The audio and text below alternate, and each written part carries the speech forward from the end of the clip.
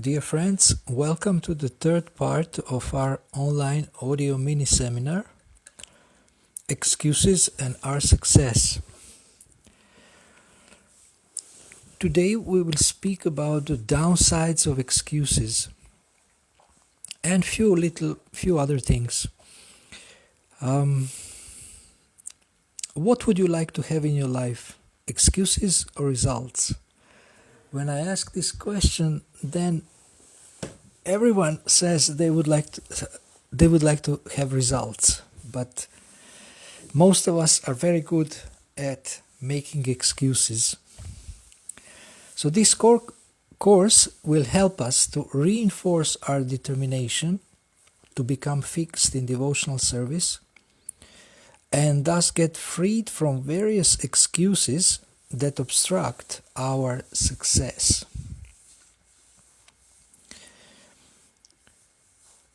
The downsides of excuses are the results of making excuses, and one of them is frustration. We are frustrated that we are not taking action. We are frustrated that we are staying in our comfort zone. So the result is also dissatisfaction, not working on our goals, not achieving our goals, laziness, depression, all kinds of bad feelings and negative feelings come from making excuses. So, as you know, successful people, they actually don't make excuses. They make progress.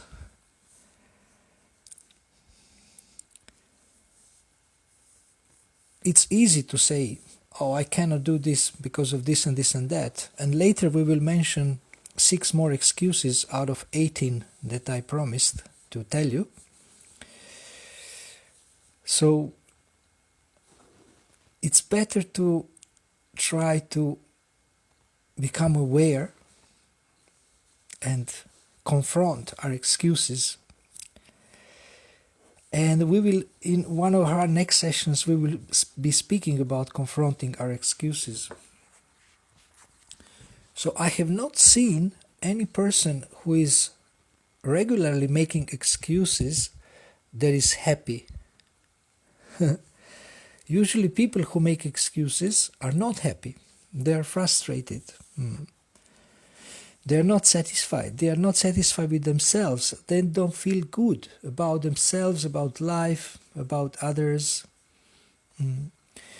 Now we can ask, okay, where these excuses are coming from? And we can see that excuses are coming from our mind. Our mind is telling us, oh, you cannot do this, you cannot do that. This is too hard. You are not too good.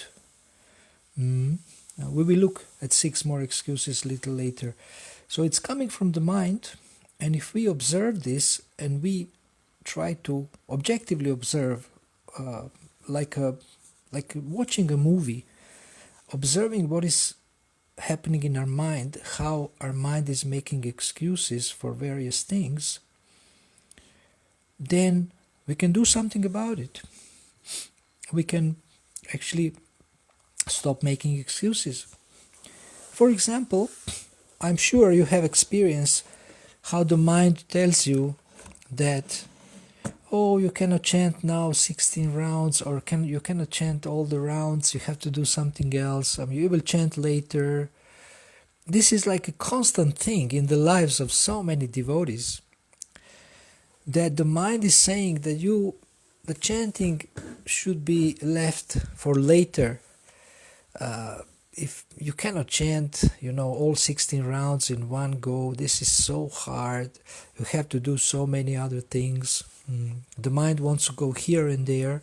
The mind is chanchala, or flickering, running here and there, all over the place, all over the universe, and giving so many excuses why not to chant in a focused way. So if we become aware of this, then we can do something about it. Okay, so let us look at 6 more excuses. I promised 6 more excuses. Yesterday we have mentioned 6. Today we will also mention 6, and tomorrow we will also mention 6. These are excuses identified by different authors. Of course, you can make a list of your own excuses, and this is one of the exercises I will be recommending in our next sessions. Okay, let's see.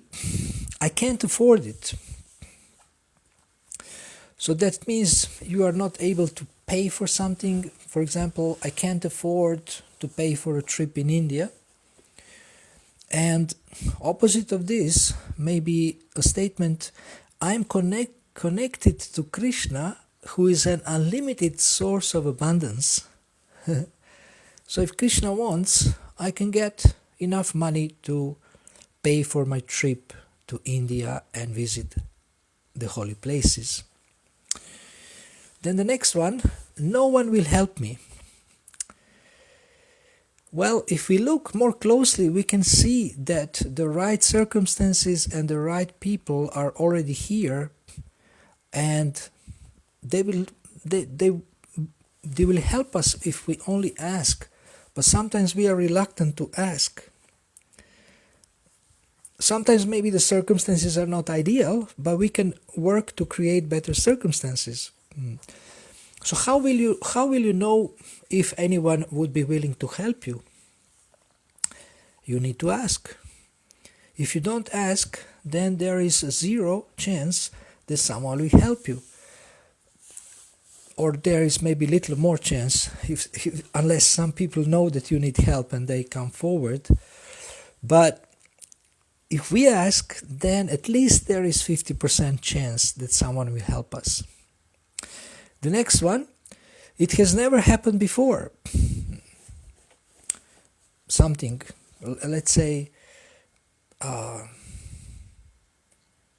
one ever spoke in the parliament about Krishna, in the British Parliament. But then we know that some of our preachers have spoken in British Parliament. It has never happened before. Opposite thinking of this may be, if Krishna wants, it can happen, and I can be his good instrument, and I can start here and now.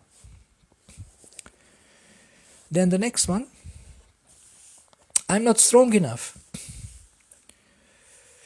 The opposite of this would be, I have access to unlimited assistance.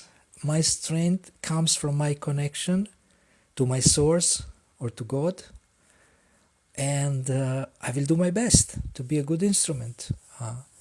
We don't depend on our own strength. Krishna says in the Bhagavad Gita, I am the ability in men. The next one, I am not smart enough. Why not? Don't limit yourself. You are a creation of God. You are a creation of the divine mind. And his creation is perfect. And you can expand your intelligence also. And he can supply you with unlimited intelligence, or all the intelligence you need to perform your service. So if we feel ignorant or not smart enough, then we can expand our intelligence by learning from those who know, learning from the experts. And the last one for today is, I'm too old or too young. Well, you are not too old, too young. You are an eternal spirit soul. The age of your body has no bearing on what you can do or what you are or who you are.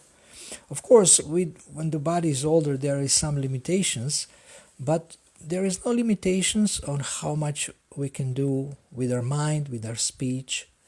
We can do so much service despite our age.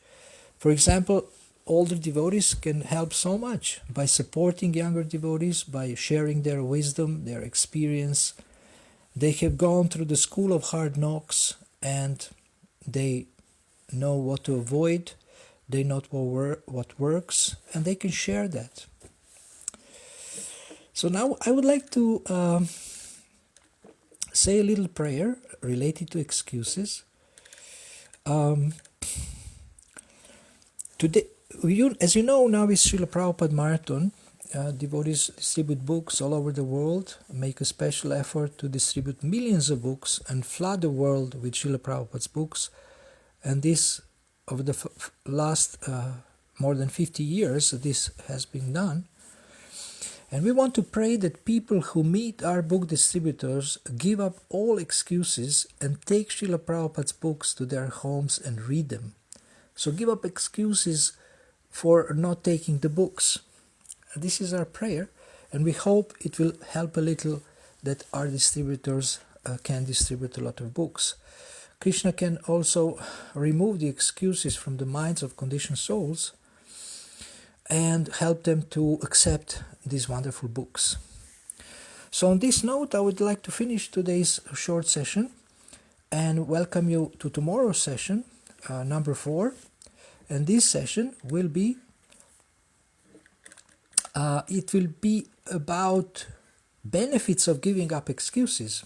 Now our titles and our themes, topics are getting more and more exciting, more and more positive. We will be looking into how to overcome excuses. We will be asking you, how do you already deal with your excuses, and you can share it in our comments or in my inbox. And a few other things we will discuss. So thank you very much for listening, and see you tomorrow.